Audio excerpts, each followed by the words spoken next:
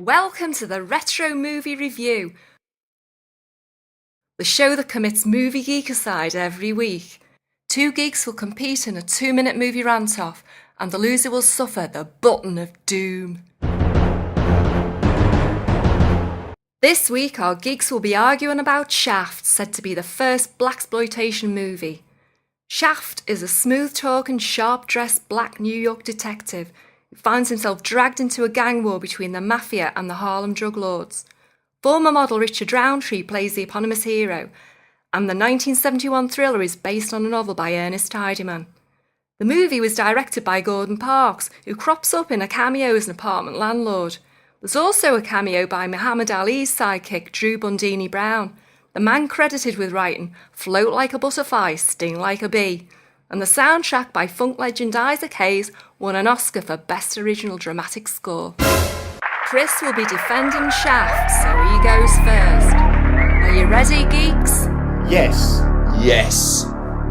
Your 2-minute rant starts now. Shaft is worth watching for the opening scene alone. Roundtree in a full-length leather Mac striding through New York to the most iconic movie theme tune ever is a visceral thrill. New York City is the star of the movie and politics is its brother, but its real triumph is in the making. The majority of the cast and crew are black, a momentous breakthrough at the time, and the repercussions are still being felt today. So it's a shame that despite the movie's tedious black power posturing, it was written by a white bloke. And it's also a pity that the central character is utterly unlikable and self-serving. Had Isaac Hayes even seen the movie when he wrote the theme tune? If he had, he'd know that Shaft would happily stitch up his brother man if the price was right. If anything, it is a damning indictment of the black community. Shaft is unlikable, but also charming, tough and intelligent. He doesn't have to be worthy. He is a complicated man and a hugely popular film as a result. The massive box office demonstrated that Black Rose had moved from cameo to support to star. The release of Shaft was a landmark in the portrayal of black culture and the commercialisation of it. It shows a world hitherto unexplored. Well, for a movie that's supposed to break racial stereotypes, its portrayal of the Italian mobsters couldn't be more cliched. And it doesn't shy away from stereotyping women either.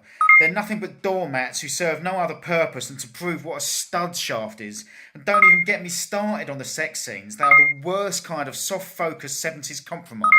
There's no compromising with Shaft. Take it or leave it. Shaft doesn't pander to its audience, and that's why it's important. It set itself a new agenda and refused to be ignored, and its success cemented that agenda in the public consciousness.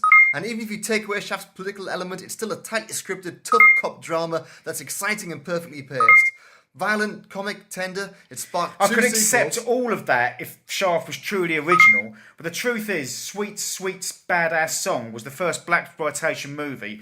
And anyway, Shaft is a blatant rip-off of Raymond Chandler's Philip Marlowe, the original and best fictional detective. Take away the admittedly fantastic soundtrack and all you're left with is an overlong episode of Kojak.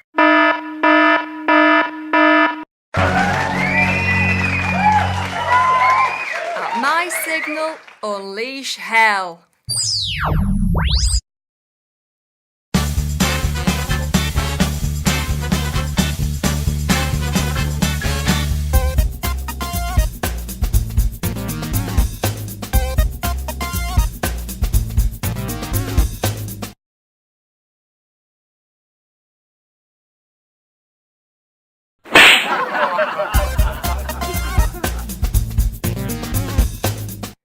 This has been the Retro Movie Review. Thanks for watching. Ta-ra!